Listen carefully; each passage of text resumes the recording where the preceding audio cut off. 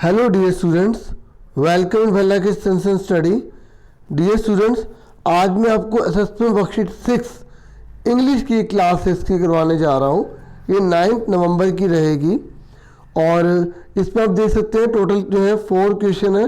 Answer के साथ देखेंगे, जिन्होंने खुद कर लिया है वो अपने आंसर देख सकते हैं उन्होंने कितना सही किया है। ठीक है, जनरल इंस्ट्रक्शन इसमें क्या दिए गए हैं, ये बोला गया है क्योंकि ये असेसमेंट वर्कशीट है तो ये पुरानी वर्कशीट के बेस पर है। ठीक है, और ये बोला गया है कि जो हर क्वेश्चन है उसके मार्क्स उसके सामने बता दिए गए हैं कितने मार्क्स के हैं और सारे क्वेश्चन करना कंपलसरी है। अब देखिए ये सारे क्वेश्चन है, आंसर के साथ मैं आपको दिखाऊंगा। ठीक है, तो मैं क्वेश्चन इसलिए दिखा रहा हूँ ताकि आप देख लें कौन कौन से कैसे क्वेश्चन है और जो खुद कर रहे हैं वो इसमें से आराम से कर सकते हैं, फिर अपने आंसर मैच कर सकते हैं। बाकी उनको भी असेसमेंट वर्कशीट का लिंक मिला होगा स्कूल से, है ना। तो फटाफट देखते हैं। तो पहला क्वेश्चन आपसे पूछा गया था कि जो आपने पोएम पढ़ी थी ना इंग्लिश में, काइट वाली, है ना, द काइट, तो उसी के रिगार्डिंग पूछा गया है कि how dash on the blue. तो आपको यहां भरना है। ठीक है, अगर आपने पोएम पढ़ी तो आप आराम से बता सकते हैं। तो पोएम में क्या लिखा था, how bright on the blue. ठीक है, मतलब कितनी जो है ना वो आकाश में, ब्लू मतलब क्या, आसमान में कितनी ब्राइट लग रही है, कितनी चमक रही है। Is a dash what it's a new. यह कौन है, काइट है, और जो क्या दिखाई दे रही है बिल्कुल नहीं है। With a dash and a dip, जो क्या कर रही है, गोते लगा रही है। ठीक है, मतलब आकाश के अंदर। इट स्नैप्स इट्स टेल, और अपने टेल को क्या कर रही है, स्नैप्स कर रही है। ठीक है, तो ये था पहला क्वेश्चन। उसके बाद दूसरा देखिए, दूसरे क्वेश्चन में ना यहां पर हमसे बोला गया है, ये 2 क्वेश्चन है 3 मार्क्स के हैं। ठीक है, तो ये बोला गया why did the dog feel the need for a master. 3 marks का तो थोड़ा बड़ा लिखना पड़ेगा क्योंकि कुछ बच्चे लास्ट जो वीडियो बनाए थे उसमें कह रहे थे, मतलब लास्ट वीक में इस तरह बड़े बड़े करवा रहे हैं। देखिए जितने मार्क्स का है ना तो उस हिसाब से आपको लर्न करना है, उस हिसाब से प्रैक्टिस करनी है। ठीक है, अगर छोटे छोटे लिखूंगा तो फिर कैसी बात बनेगी, है ना। बाकी इसका मैंने ज़्यादा जितने मार्क्स है उसके हिसाब से लिखता हूँ। ठीक है, why did the dog feel the need for a master. जो डॉग है ना उसे मालिक की जरूरत क्यों महसूस हुई। ठीक है, इसका आंसर देखिए आप, देखिए ये जो ये है ना इसका answer, the dog felt the need for a master. जो कुत्ता है उसने आदमी की, मतलब मालिक की जो है ना वो जरूरत इसलिए महसूस की बिकॉज ही वॉज अनहैप्पी, क्योंकि वह दुखी था। ठीक है, with his way of life, अपने लाइफ के तरीके से जिस तरह से वो जी रहा था ना उसे दुखी था। ही वॉज सिक, वो बीमार था। And tired of wandering about alone, और थक चुका था अकेला जा जाके। और लुकिंग फॉर, मतलब ढूंढना, फॉर फूड, खाने को ढूंढ ढूंढ कर वो परेशान हो चुका था। एंड गेटिंग, और डर जाता था, frightened of those who were stronger than him, जो उससे ज़्यादा ताकतवर थे ना उससे बहुत ज़्यादा वो डर जाता था और इस चीज़ों से वो तंग आ चुका था। तो आपको ये वाला क्लियर हो गया ना अच्छे से। ठीक है, अब उसका बी पार्ट देखिए, ये कह रहा है व्हाट वाज पैट्रिक्स विश। जो पैट्रिक है ना उसकी क्या इच्छा थी। हालांकि क्वेश्चन इसमें नहीं देना चाहिए था क्योंकि अभी ये चैप्टर्स तो हमारे इसमें स्टार्ट ही नहीं हुआ। ठीक है, लेकिन अगर आपने पढ़ रखा है तो वेल एंड गुड। ठीक है, तो पैट्रिक की इच्छा क्या थी, Patrick hated doing homework. Patrick ना होमवर्क करने से बहुत ज़्यादा नफरत करता था। हिज ग्रेटेस्ट विश, उसकी सबसे बड़ी इच्छा थी कि दैट द लिटिल मैन, जो लिटिल मैन है जो छोटा बोना था, should do all his homework, उसको सारा होमवर्क कर दे till the end of the session, इस सेशन के एंड तक उसके सारा होमवर्क कर दे, ये उसकी इच्छा थी। यहाँ फुल स्टॉप लगा देंगे। ठीक है, तो दोनों आपको क्लियर हो गए ना अच्छे से। स्क्रीनशॉट लेके या आराम से वीडियो को रोक के कर लीजिएगा। अब उसके बाद आगे देखते हैं आगे कौन सा क्वेश्चन है। उसके बाद डियर स्टूडेंट्स हमारा थर्ड क्वेश्चन है, बहुत ही ईजी है। मैंने अभी जो आपको वर्कशीट भी करवाई थी, है ना, चैप्टर की वर्कशीट करवाई थी ना आपको, तो उसमें आपसे जो है और टेंसेस की भी करवाई थी, है ना। तो ये प्रेजेंट जो है ना टेंस, जो सिंपल प्रेजेंट टेंस है उसी के रूल यहाँ पर अप्लाई होने हैं। ठीक है, तो यहाँ पर करेक्ट फॉर्म बोला गया कि इन दोनों में से क्या आएगी। तो मैंने आपको अच्छे से रूल बताया था कि मैं आपको सीधा आंसर दिखा के बताता हूँ। या जिन्हें आंसर चाहिए ना थोड़ा सा आगे कर ले, थोड़ा समझ ले। देखिए अगर सिमिलर आता है सब्जेक्ट, सब्जेक्ट क्या आता है, अगर सिमिलर आता है तो वर्ब की फर्स्ट फॉर्म लगती है, उसमें एस या ई एस लग जाता है, फिर ऑब्जेक्ट आ जाता है।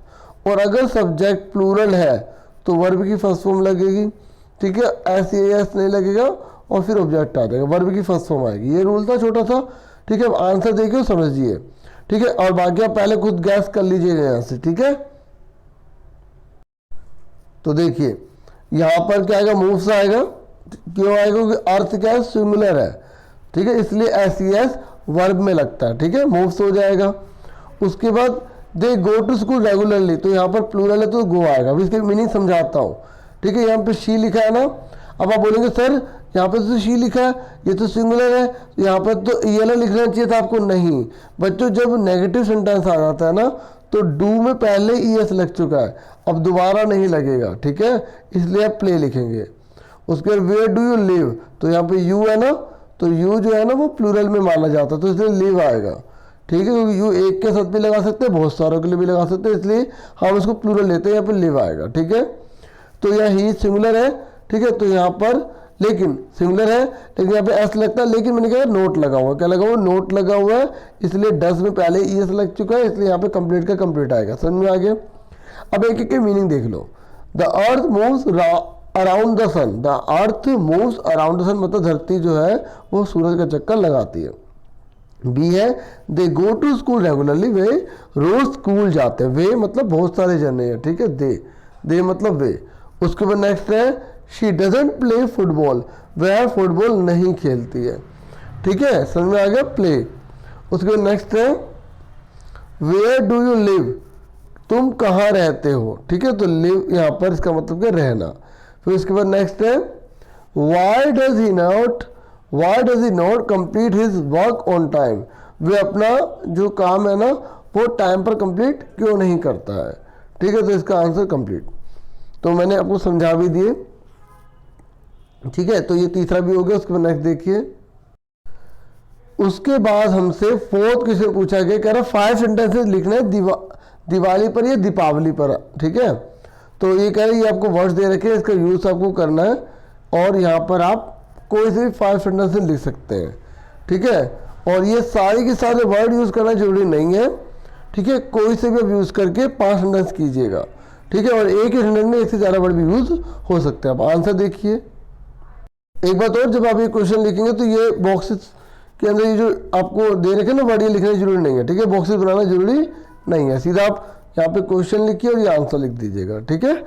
तो अब आंसर देखो, देखिए मैंने यहाँ 7 सेंटेंस लिखे, आप कोई से भी 5 लिख सकते हैं, ठीक है। Diwali is the festival of lights, Diwali जो है वो फेस्टिवल लाइट का, ठीक है। It is one of the biggest festival celebrated in India, ये बहुत बड़ा फेस्टिवल है जो इंडिया में सेलिब्रेट किया जाता है, ठीक है, ठीक है, जैसे सेलिब्रेटेड है ना ये रहा, ओके। ऐसे Diwali is the celebration of returning of lord Ram to Ayodhya after 14 years of exile, मतलब 14 साल के वनवास के बाद राम जी जो है वो घर लौटे थे, इसलिए दिवाली को मनाया जाता है, ठीक है। तो जैसे यहाँ पे आप देख सकते हैं लॉर्ड राम है, ठीक है, तो यहाँ पे श्री राम इस तरीके से यूज़ किया गया है, ठीक है। इस तरीके से मैंने इसमें से कुछ भी वर्ड यूज़ कर लिए हैं, आप आराम से यहाँ पर देख सकते हैं, है ना।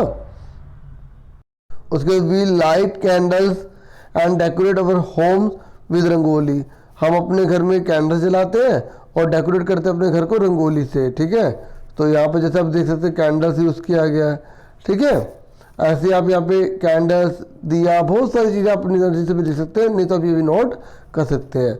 We worship goddess Lakshmi and lord Ganesh on Diwali, हम गॉडेस लक्ष्मी, ठीक है, और लॉर्ड गणेश की भी पूजा करते हैं। और children enjoy this festival with their friend, बच्चे जो है अपने फ्रेंड के साथ जो है इस फेस्टिवल को एंजॉय करते हैं, फैमिली के साथ एंजॉय करते हैं, कोई भी आप लाइन बना सकते हैं, ठीक है। उसके we eat sweets and share gifts with our friends and neighbours, हम जो है क्या जो है स्वीट्स खाते हैं, गिफ्ट जो है शेयर करते हैं अपने फ्रेंड के साथ, नेबर्स के साथ, रिलेटिव्स के साथ, है ना।